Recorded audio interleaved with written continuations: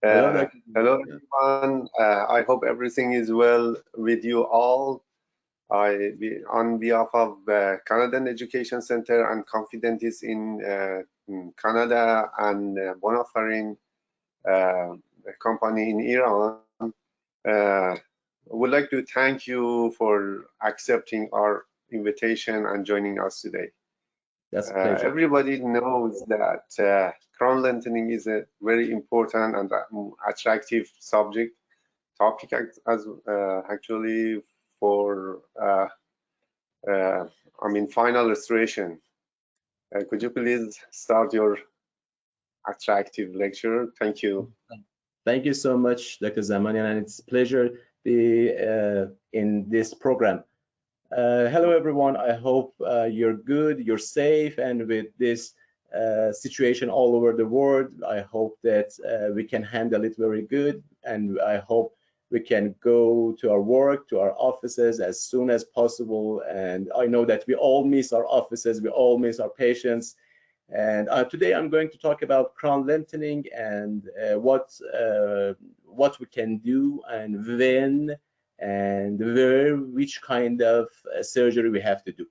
Let's start with a topic that we are going to cover today. We are going to talk about posterior crown lengthening, aesthetic crown lengthening, and gingival leveling on the anterior part of mouth, which kind of flap we have to use, and can we use laser or can we use electrosurgery in some cases. That's the thing that we are going to talk about. First of all, we have to know the healthy periodontium. Healthy periodontium consists of a gingival sulcus, which a healthy gingival sulcus is between 3 millimeter to 0.5 millimeter, and we are going to have this part as junctional epithelium and connective tissue attachment.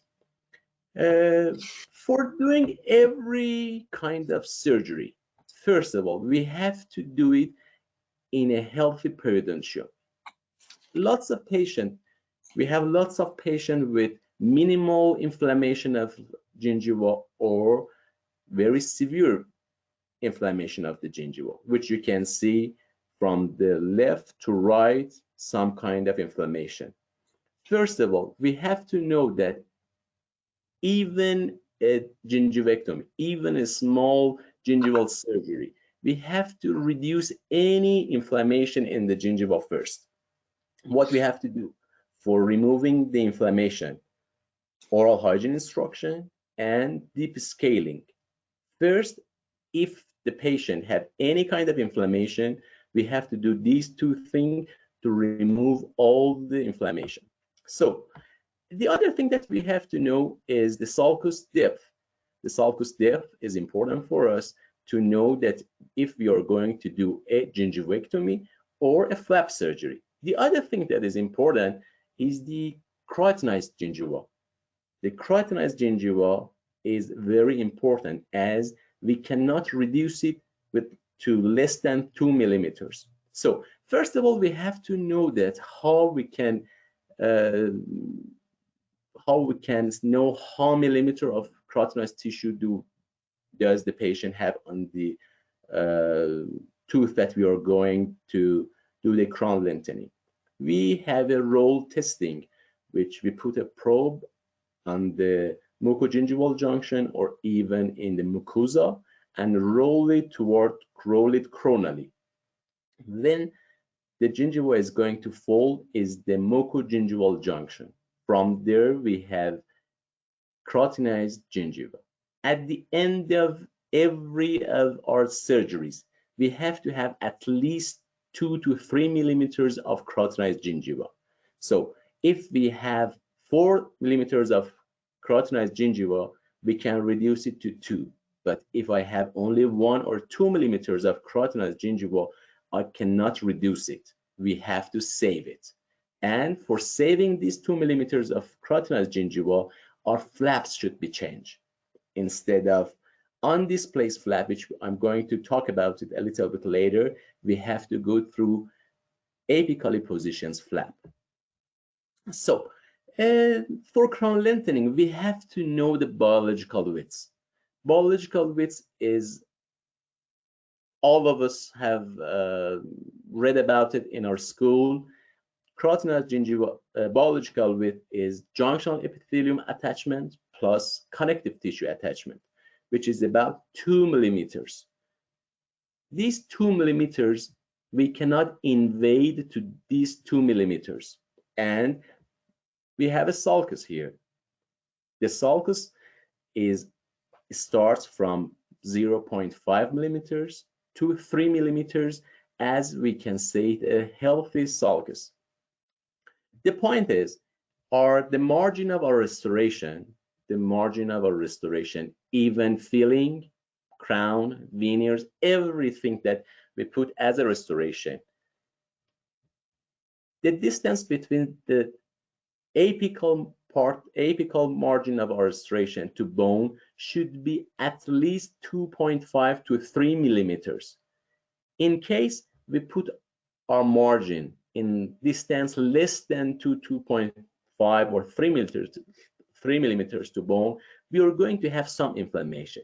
We are going to talk about it later. So, what are the indications of crown lengthening? First, development of adequate crown preparation, and second, aesthetic. For developing adequate crown preparation, gingival margin must not invade biological width requirements for periodontal health. In these cases, if we do not go through this, we are going to have some problem.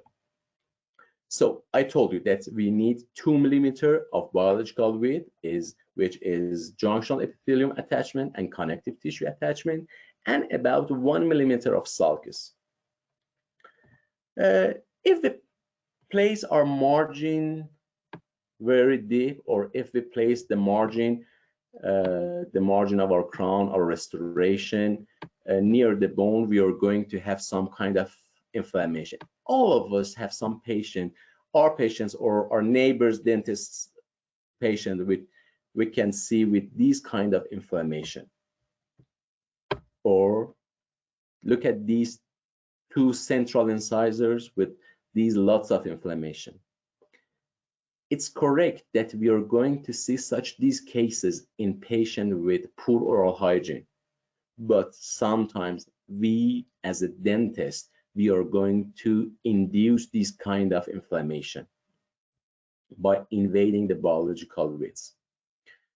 For these kind of surgeries, we can do first gingivectomy, which is a very simple surgery, and the second is flap surgery. How can I choose what kind I have to do, what kind of surgery I have to do? First is gingival sulcus depth, which I have, if I have 3 or 4 millimeters of gingival sulcus, I can reduce it to 1 or 2 very easily. And the other thing is the carotenoid gingiva. If I have 3 millimeters of carotenoid gingiva and I have 3 millimeters of my gingival sulcus, I cannot remove 2 or 3 millimeters of it. I have to save it. What are the advantages of gingivectomy?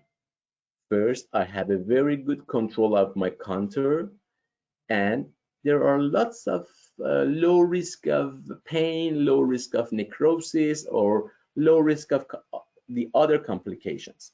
And what about the flap surgery? There are lots of good things that we can talk about it in cases of when we have to do some apically positioned flap, when we want to make lots of when we want to have a 3 or 4 millimeter of remaining crown, we have to go through flap surgeries.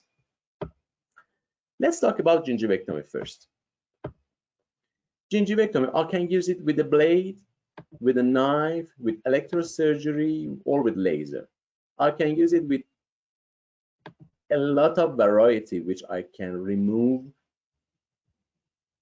the excess gingiva. Let's see one of these cases with a gingival hypertrophy. We know that we have some kind of drugs that they induce some gingival enlargement. We have some anticonvulsants, we have calcium channel blockers, and we have some immunosuppressive drugs which they are going to induce gingival enlargement. For such these cases, we do only gingivectomy because we have the hypertrophy of the gingiva, and we are going to just remove it. But we have to be careful about the carotenoid gingiva. We can reshape gingiva with blade, with scissors, or even with rotary or high speed or low speed, which the high speed are the best, to remove or reshape the gingiva. Look at this case. He was a dentist which has some cervical caries, cervical cavities, and for filling them, he needs to remove 1 or 2 millimeters of the gingiva in order to have a good access to the end of the cavity. We can remove this 1 millimeter with blade, with electrosurgery or laser. Which first you have to with a probe, you have to see what's the probing depth of this sulcus. 2-3 millimeters were the probing depth of these 3 teeth. So I can easily remove 1 or 1.5 or 2 millimeters of it. I use a diode laser to remove a 1 millimeter, and after that we are going to have such this view. So the dentist, my dentist, can feel these cavities very, very easily. He has access to the depth, to the base of the cavity. He has access to the remaining caries, which you can see, and as we remove it with a laser, there is no bleeding, and he can do a very good filling there. Or in such these cases, which we need the gingival leveling of the anterior part of mouth with central incisors, which we have to make them 1 millimeter longer, with the right lateral incisor, which we have to make it 2 millimeter longer. And as the sulcus depth is about 2 to 3 millimeters, I can easily remove the excess one, which I can easily remove the 1 or 2 millimeter of where I need. So again, I use the laser, a diode laser, for recontouring the gingiva and making a harmony for these 6 anterior teeth. When I do such these cases, I'm doing gingivectomy. By this gingivectomy, I'm going to do crown lengthening, but without doing anything on bone. Just I have to know the sulcus depth, and I can do it with everything, with blade, with knife, with a laser, or even electrosurgery. Or look at these 4 anterior teeth. Look at these flat margins with such a bad crowns, which I think the patient had them for 4 or 5 years, and when he wants to change these 4 crowns, his dentist sent it to me to reshape the gum, reshape the gingiva. As I reshape these 4 teeth, the gingiva of these 4 teeth, the final crown is going to be better. The final crown is going to be nicer, with very good margins. I did it with, again, a laser, by just scalloping the gingiva, by just forming the gingiva, This is exactly after the surgery. The surgery with dot laser, it's not going to have any pain. It's not going to have any bleeding. Maybe this patient just took one painkiller, and after 3 weeks, we have such this view. And the patient can have a so much beautiful, more better crowns on these 4 teeth. But if I want to do a crown lengthening, I have to check the length of root and the root canal therapy. Sometimes, if I go through crown lengthening, I'm not going to have enough roots to have a good crown over it, or I'm going to worsen the prognosis of the root, the tooth.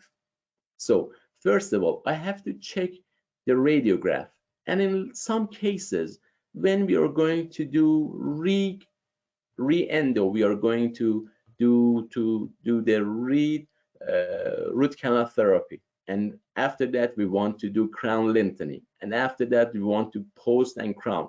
Sometimes it's much better to extract the tooth and put an implant there, or in some cases which our remaining bone is going to be less than 8 millimeters, the crown lengthening is not indicated in those cases. And if the remaining bone after crown lengthening is going to be less than 8 millimeters, it's much better that the tooth or the root be extracted, and an implant can be a better option there. So before doing any crown lengthening, first we have to check the root canal therapy and the length of a root. And for root crown lengthening, we have to first go through root canal therapy, and after that we have to do the crown lengthening. In case a root needs a root canal therapy, first we have to go through root canal therapy, and after that we prefer to go through restoring the root by cast posting, by filling, but whatever you think. And after that, go through crown lengthening. Let's go through these cases. Look at this first premolar, first bicuspid. Buccal view, palatal view, and radiograph. Root canal therapy is done. The dentist put 2 posters. I don't know if it's good or not, if you prefer it or not, and he went to fill it with a composite and send it to me for crown lengthening. We have a good amount of keratinized tissue, so I can do a flap, a subcircular flap by 2 millimeters. I can do it with a way with which I can prepare the final papilla, and after elevating a full thickness flap and bone recontouring, as you can see in the right picture, by removing the bone, that's the final restoration has at least 3 millimeter space to bone. For removing the bone, I can use rotary equipment, rotary instruments, or I can use the chisels, I can use the bone files, which we are going to I'm going to show it to you step by step. We can use chisels, back actions, bone file, Schluger bone file, and Sugarman bone file, and even the high-speed rotary instruments. And after that, we have to go through sutures and stitches there. This case is for, I don't know, 4 or 5 years ago. These days, I'm not going to use silk anymore. We prefer to go through monofilament suturing material, which they are not going to accumulate any plaque, and they are not going to have a wicking effect, which it's going to absorb bacteria and plaque inside the tissue. We know that we have to put the nuts away from our incision line 2 or 3 millimeters to the attached gingiva. You can see the buccal view. Now I have at least 2 millimeters of the tooth structure to the margin of the gingiva in buccal and also in palatal. Let's see what we have after 10 days in removing sutures. The healing is acceptable, the healing is good. Now I have a good amount of buccal and palatal and even mesial and distal sound tooth structure. And look, let's see what we have after 4 weeks. Healing is good, good amount of tooth and without any inflammation. When is the right time to send our patient to restore the crown lengthening, a tooth which has go through crown lengthening? For the posterior teeth, we have to wait at least 4 weeks. I'm going to say it again. For the posterior teeth, we have to wait at least 4 weeks that the gingiva is getting completely healthy and without any inflammation. But for the anterior teeth, for aesthetic crown lengthening, which I'm going to show you some cases, we have to wait at least 6 weeks before I go through veneering, before I go through having a crown, when I am going to have a crown lengthening with bone recontouring. But in gingivectomy, 2-3 weeks is enough that I go through my final restoration. Let's see another case.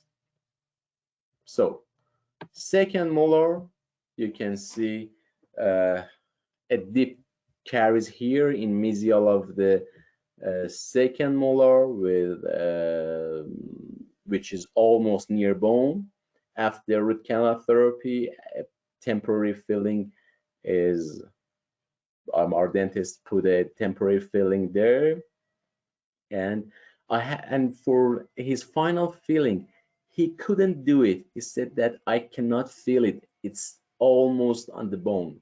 So I need to make a crown lengthening there in case he can do a good filling. Even sometimes for filling, we need to have a crown lengthening.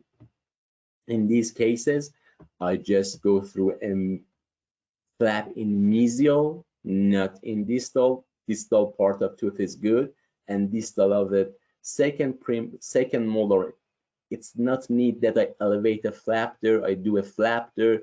I'm going to have, my patient is going to have more pain and more complication. So just a minimal flap, just the one puppy to elevate, recontour the bone, and just with one suture there. Let's see what we have after the suture removal. Now I have at least 1 or 2 millimeters of sound tooth, which my dentist can do a very good filling there, and you can see what we are going to have after the filling.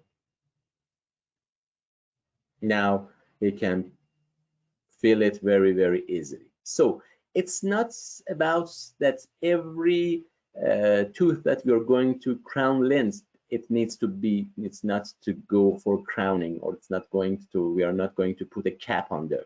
Sometimes deep caries and even just the restoration may need crown lengthening. Look at this case. First molar and second premolar. Let's see the radiograph. Deep caries, casting post in one of them, and the other one fiber post, and some filling material. We are going to do a buccal flap. Buccal flap, we have enough enough tooth in buccal, so I'm going to do only sulcular flap in buccal. I'm going to remove the bone in proximal of second premolar and first molar. Look how now I have a 3-4 millimeter distance of the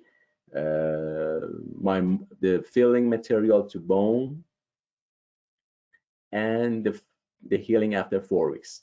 You can see the before and after in this case, what we have in before and after 4 weeks. Now our dentist, our prosthodontist can do a very good crown on these 3 tooth. Let's see another case. Again, second premolar and first molar. These teeth, they need crown lengthening, but the buccal is good. We have enough sound structure in buccal aspect. But let's see in lingual. It's almost in the sulcus, it's almost subgingival. So for buccal incision, I'm going through sulcular incision, and for the lingual aspect, I'm going to have a submarginal incision. In buccal, just sulcular incision, because I'm going to remove bone from interproximal areas. In lingual, 2 millimeters of submarginal incision. I'm going to elevate a full thickness flap. A full thickness flap. I'm going to remove these 2 millimeters of the band here. And after that, let's see what we have here. And removing these band of gingiva, removing the bone and recontouring the bone. Now I have 3 millimeters of the restoration to bone and the final sutures, buccal and lingual.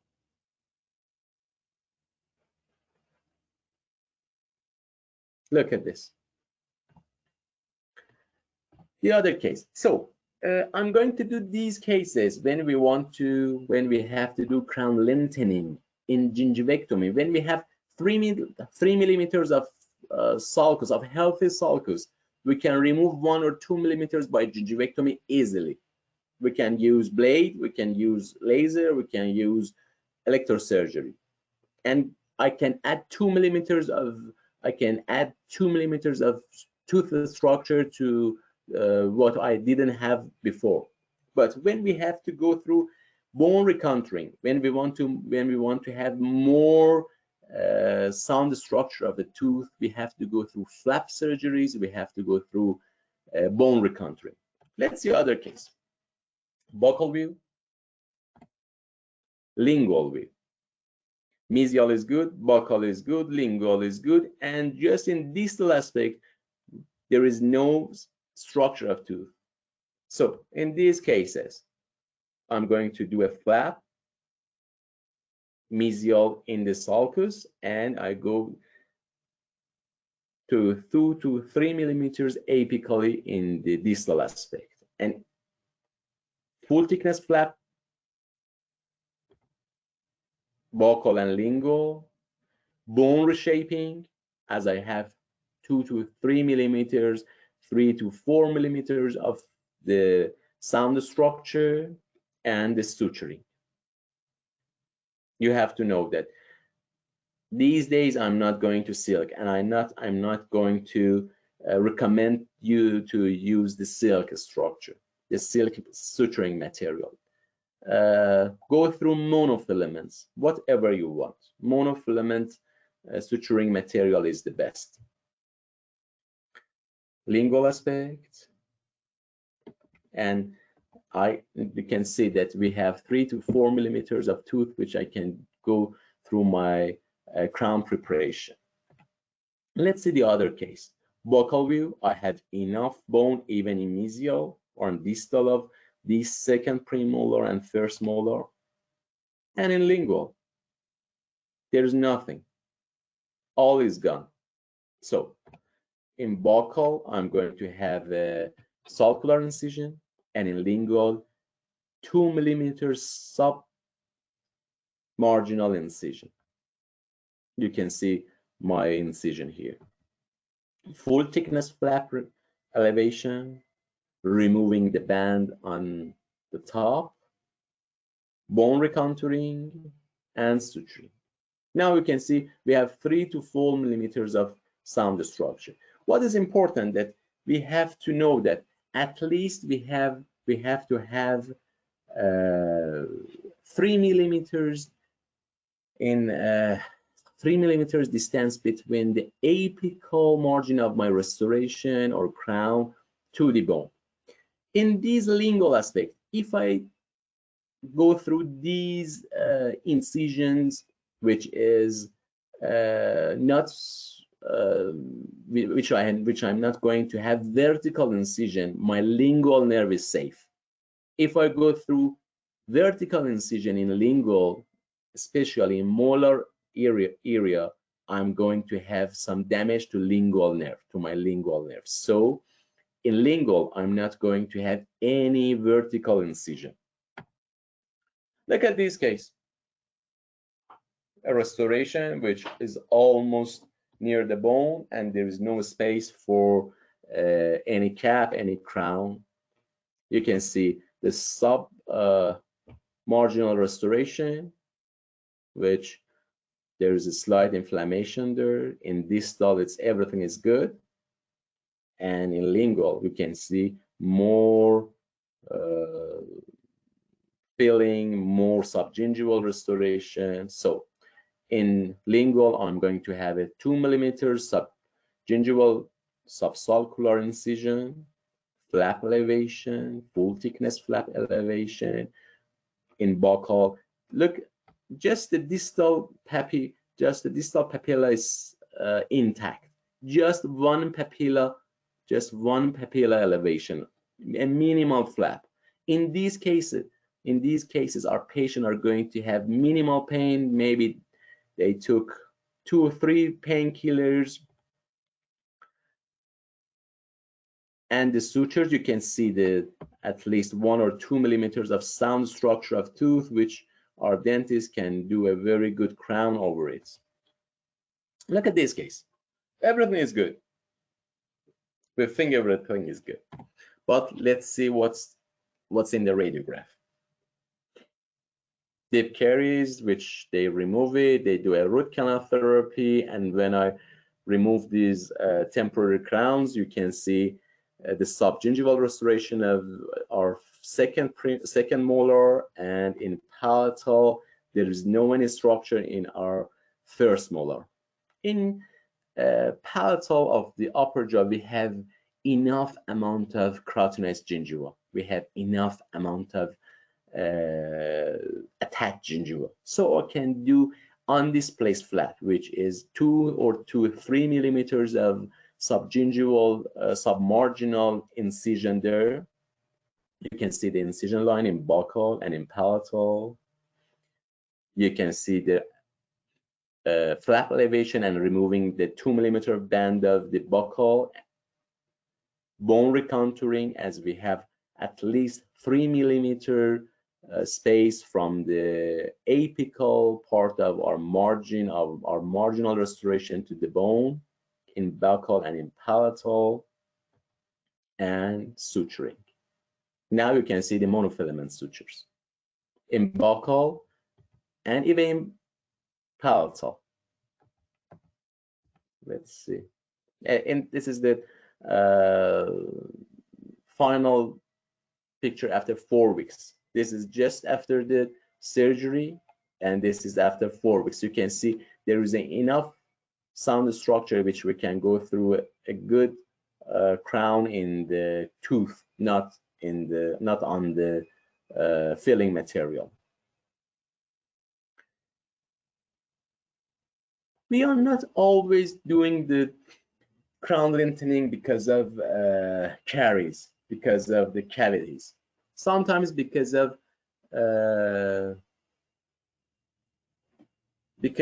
the upper jaw, which in this case there was a big crowns and the patient didn't have the posterior stop. He bite with his anterior teeth. We had a lots of destruction of these teeth. First of all, we have to restore the posterior teeth, which after crown lengthening of the anterior, it's not going anymore. We are not going to reduce any more teeth in these parts. Let's see what's the question here. I have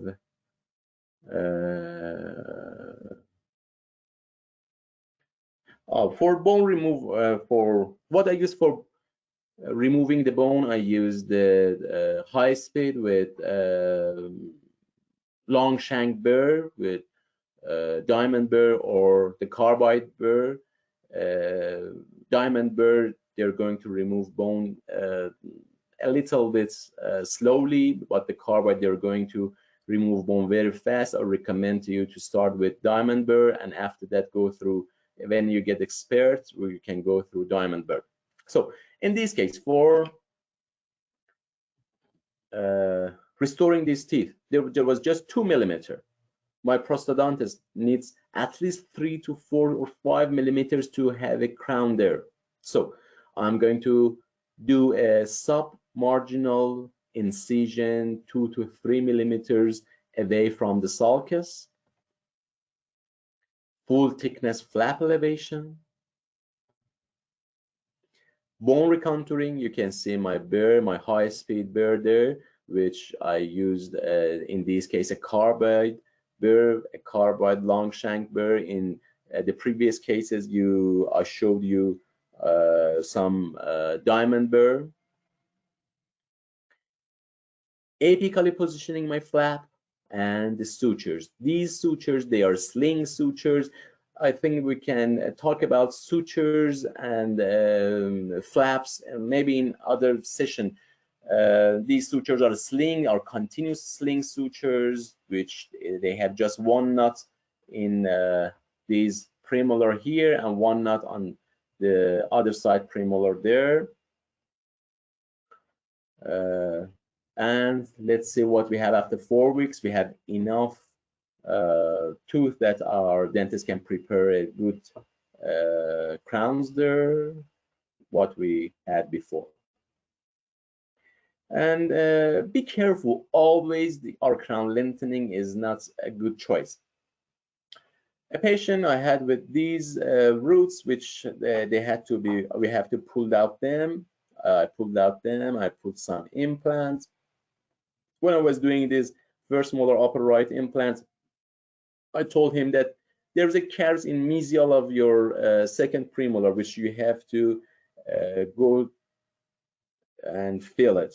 After 6 months, these are the roots, these are our implants. After 6 months, when he came to me to send him to a prosthodontist, he even didn't go to a checkup to fill that caries, which it was getting more and more.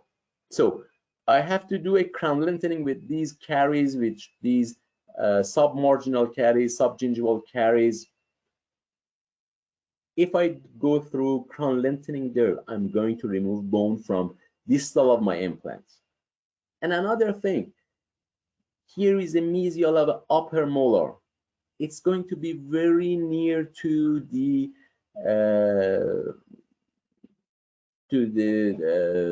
roots. It's going to be very near to the forcation.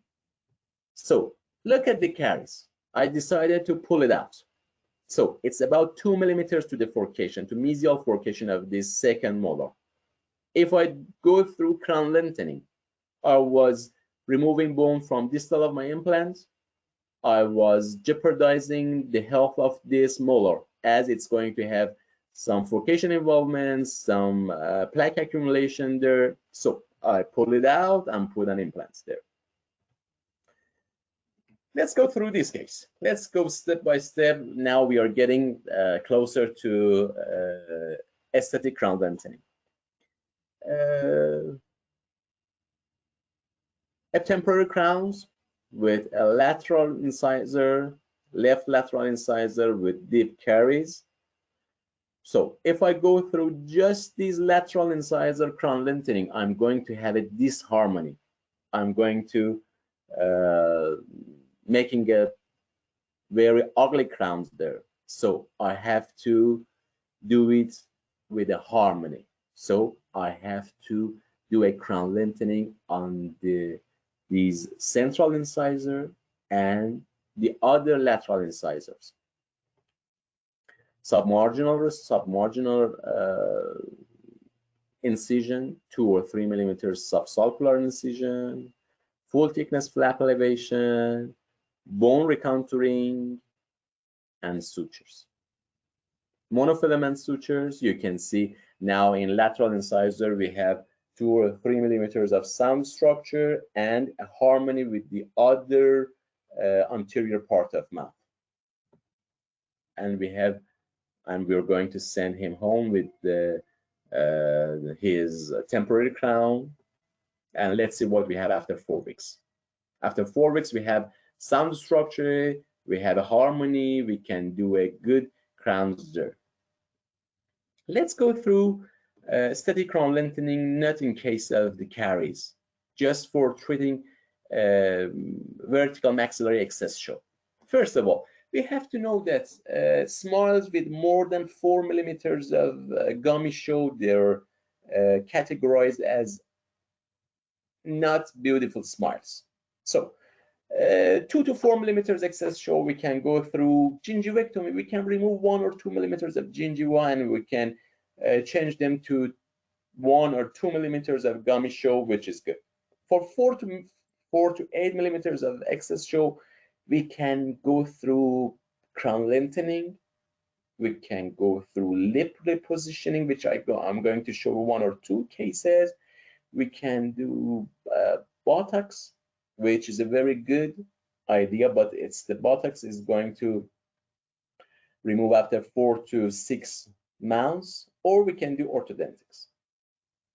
If we have more than 8 millimeters, first of all, we have to check if our patient had an orthogonatomy, if our patient needs an orthodontic surgery.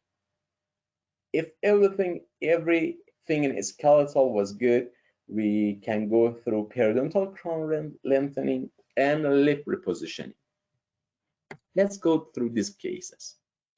We have to know that gingival excess show is a common thing. 7% of men and 14% of women worldwide are with more than 4 millimeters of gingival excess show. I said it's I'm not going to talk about the etiology. Let's see this case. A lady with short crowns, which she needs a crown lengthening, aesthetic crown lengthening. First of all, we have to analyze it. Look at see, we have a that's from Hufredi. That's a Chu probe. That's a probe from Dr. Chu. He invented it. It has a with this coloring. It's going to show us a good proportion of mesiodistal to apicocolonal, good proportion of teeth, which is 1.6. Look, you can see if our mesiodistal stance is about color, our blue color, the apicocolor should be in blue color. And even we go through yellow, red, yellow, and again black. So with this probe, I'm going to point the part which I have to remove. Just know that in aesthetic crown lengthening, we are not going to remove or have a palatal incision or palatal elevation of flap. So just in buccal, because we have enough sound structure. We are just doing it for aesthetic. I have some questions here. Is it safe to use high speed? Yes, it's safe on bone when we are using on the surface of bone. If we go through deep, maybe in extraction of molar, we are going to have some emphysem. So for crown lengthening, it's safe. How much soft tissue and hard tissue we need to remove in seal surgery? So I told you that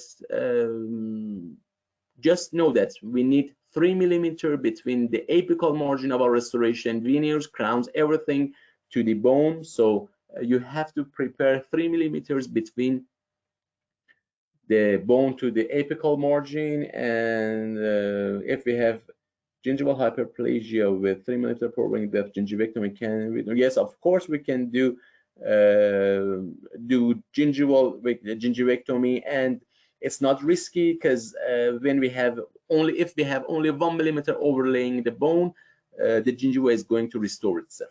Let's go through our cases.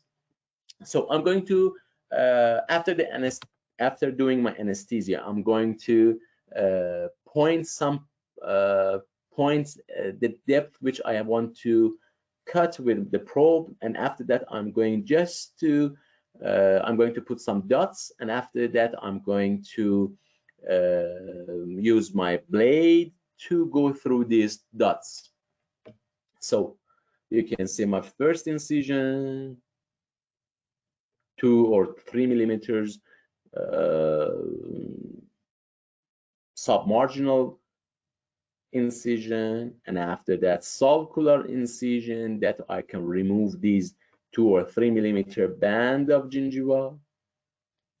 For removing, I can use Orban knife, back action, sickle scaler. We can use everything to remove these bands. You can see the band, and after that go through recontouring the bone with a high speed, which is safe. And after that, we have to go through root planing. Even in posterior cases, we have to do root planing. If I don't go through root planing, we are going to have some overgrowth of the gingiva. So we have to plane our roots that there is no more even little part of bone. With even a little part of bone, we are going to have some overgrowth of gingiva over our roots. So putting the flap in its place, and the suture, which is sling here again, and you can see the final view after 4 weeks. This is the before and after 4 weeks. So you can do whatever you want. You can see the place of the gingiva. You can see the place of the gingiva which was before the surgery. You can see the mark on teeth here. And if she wants to go through veneering, go through laminate or everything, she can do it after 6 weeks. Let's see another case. Just submarginal incision, flap elevation, as I told you, and suturing, what we have before and after. The other case, small crowns. Just remember, these cases we go through only in buccal aspect. We do not do anything in palatal. Flap elevation, bone recontouring, suturing, and removing the frenum, which I think we do not have time to talk about the frenum. If I had, I'm going to show you some cases here. And after 6 weeks, let's see what we have. The other case, let's see this case.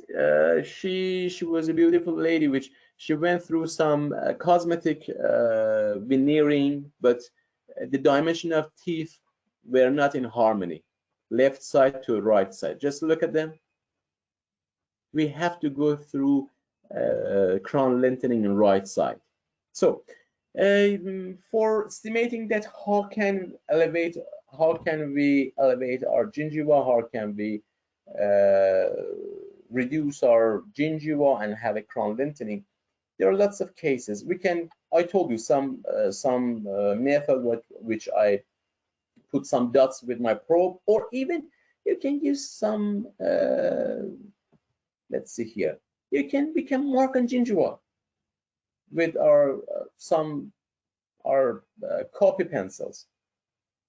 You can draw it on the patient gingiva before going through anesthesia, because if you do your injection, the lips are not going to move. So before going to have your injections, just draw it on your mouth, the thing or the place which you're going to do the incision, and ask your patient to smile. In these cases, you can see the harmony. You can see if it's enough to remove this amount of gingiva or it's not enough. So you can draw it. You can incise it, remove the band, contouring the bone, and you can have the harmony. Look at this case. Lots of caries, lots of disharmony.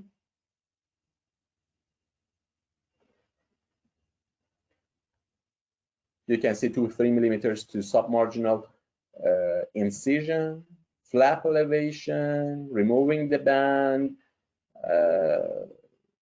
planing the root, removing the bone. This time it's a diamond burr, planing the roots, and after that, final sutures. Now you have a harmony. You have enough space to fill the fillings, to fill the cavities, and you can have a good feeling. You can have a good smile now. Oh, look at this one. 5-6 millimeters of the gingival show. Small crowns, unproportioned crowns. So 3 millimeters submarginal restoration, submarginal flap, just again in buccal, full thickness flap elevation, removing the frenum with a laser, which maybe I show you a video about it, and the final view after 4 weeks.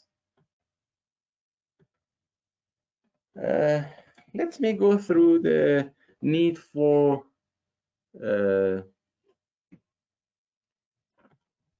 frenectomy here. Let me show you some case. Let's see this case. It's a gingivectomy one.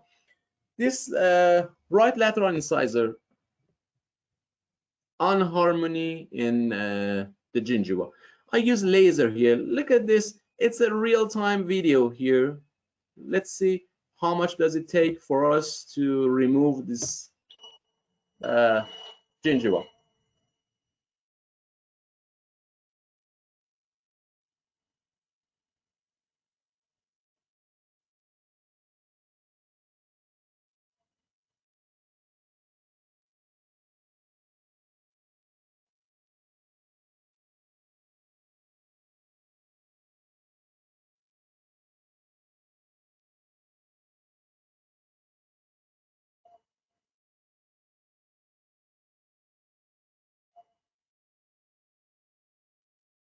It took us about only less than 2 or 3 minutes, 3 minutes to reshape the gingival with diode lasers. I did not inject any anesthesia for this patient, for this gingivectomy, to get the harmony back.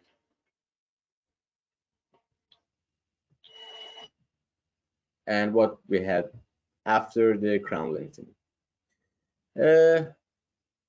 Just I think one more case, and I go through a video with frenectomy. If we go through invading the biological widths, what we are going to have? Very, very high inflammation, which this lady couldn't even brush, couldn't even eat. She told me that whenever I'm going to brush, I'm going to have a profound bleeding. Whenever I'm going to eat anything, I'm going to have profound bleeding. What's the problem? Invading the biological widths. Look, after the flap reflection, we have just 1 to 2 millimeters between the restoration to bone. Lots of overhang, lots of bad restoration, And even you can see the calculus there. You can see that there,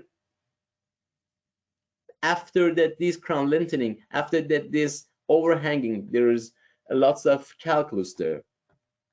So first we have to remove the filling material to have 3 millimeter between the the material, the composite to bone, and we have to remove the overhangs to have a smooth roots, and after that just some sutures and leave it to have the to remove the inflammation, to have the to bring back the health there, and after that we can go through anything.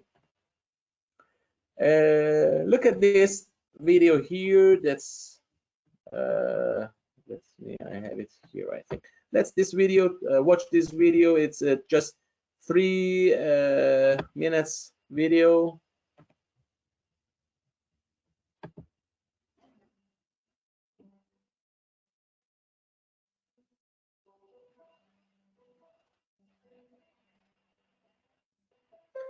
There are some questions that I have here. You can see that's how my blade is going in. You can see that how I'm dotting. I'm putting my probe to have a dot. Ceramic bears are only for gingivectomy. I do not use it. I do not really recommend it to you.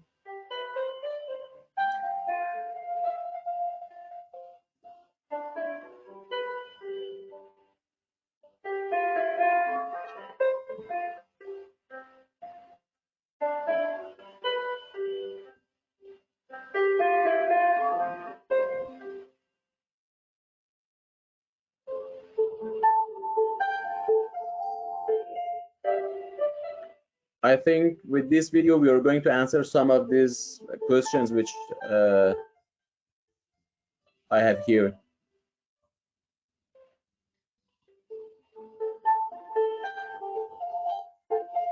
I'm removing the band, this 2 or 3 millimeter band of the gingival. Full thickness flap elevation.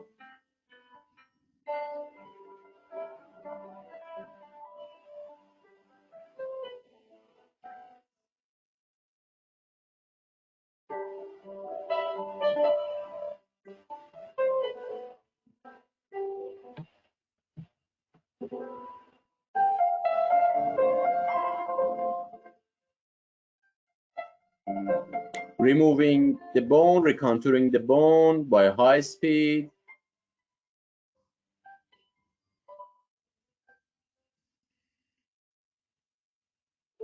Planing the roots to remove any remaining bone on roots.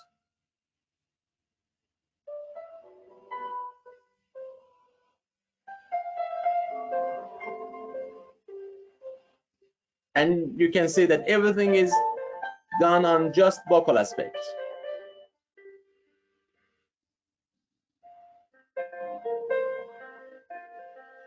And suturing. These days for the anterior crown lengthening, the anesthetic to crown lengthening, I'm using some invisible material which it's monofilament, it's good without any color.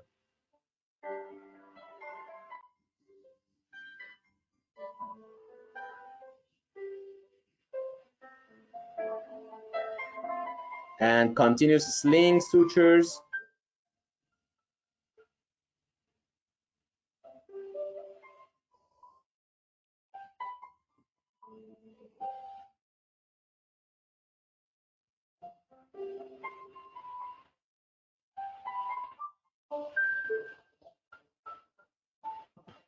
Okay.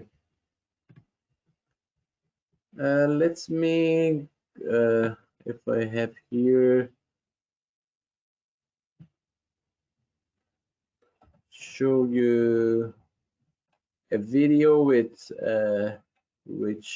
what we are going to these days with digital smile design, with what we can do here for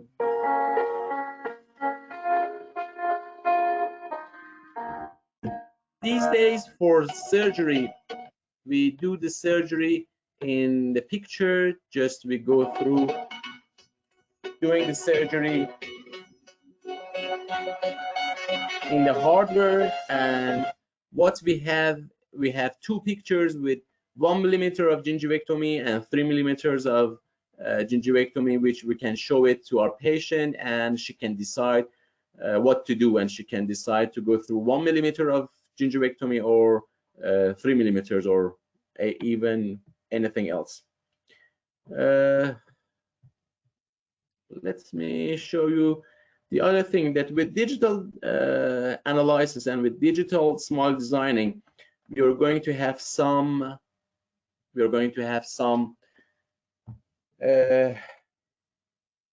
surgical stents. These surgical stents, I can put my blade, just bend it here, put my blade here, and remove the gingiva, and I have a 3 millimeter band, which I know that's where I have to put my bone. You can see it. After removing the gingiva, I will put again this. I can put again this surgical stent to know that how I have to remove the bone and where I have to put the bone. And these are the final. Okay, I think it's about 1 hour, and let's go through these questions that I have it here. When we have just one papilla, when we are going to just open one papilla, maybe we're not going to have positive architecture. Just the flat architecture is accepted, and flat architecture is enough for those parts. Gingiva can grow back. If we go through the biological widths, and if we have at least 2 millimeter from the apex of our sulcus to the bone, our gingiva is not going to go back. For the black triangle, I think we are going to talk it more. I think we have one session to talk about the black triangle. For aesthetic crown lengthening, do we need to remove bone? For aesthetic crown lengthening, we do not need to remove bone from the interdental areas. Just we are going to remove bone from the buccal aspects. I told you that we are not going to even elevate the palatal flap. I think that's enough. I'm with you, Dr. Zamanian. I think if it's enough. Thank you so much, Dr. Etemazi. Actually, I'm sure everybody enjoy it like I did. I think I'm not a surgeon, but I know how important is that for the final restoration. Doctor, there are a lot of questions that I have a bunch of questions here. Did you? Yes, I know. I thought there are more, but I have one question, just a small question about the post-operative sensitivity that after crown lengthening. As a periodontist, what do you suggest to your patients? The teeth that doesn't need final restoration or doesn't need any restoration. In these cases that I show them to you, when we are going to remove 1 or 2 millimeters of the gingiva, or 2 or 3 millimeters of the gingiva, and in these cases that we have these short crowns, maybe in lots of these cases we are not going to pass the cemento-enamel junction, and after the final surgery we are almost on crown. But sometimes we are going to have some sensitivity. For this sensitivity, we know it that it's transient. It took 2 or 3 weeks. We can use some desensitizing agents, or we can use some lasers. Again, I'm a fan of lasers. Yes, or even some filling materials, some fluoride varnish. I know that these days is used for removing the sensitivity from the teeth, and that's all. Thank you. I'm for aesthetic crown lengthening, I think in my practice I didn't have any of sensitivity. We have it in flap surgeries, periodontal flap surgeries, for removing for treating the chronic or aggressive periodontitis, but with for the aesthetic crown lengthening, I have not encountered any sensitivity. Yes, Doctor, honestly, it was a very interesting and informative and so friendly lecture. Thank you so much. Thank you. Thank you. My pleasure. Okay, everybody, we are with you in next our webinar. Thank you so much. Thank you. Goodbye. Thank you, and have a good day. Bye-bye. Thank you.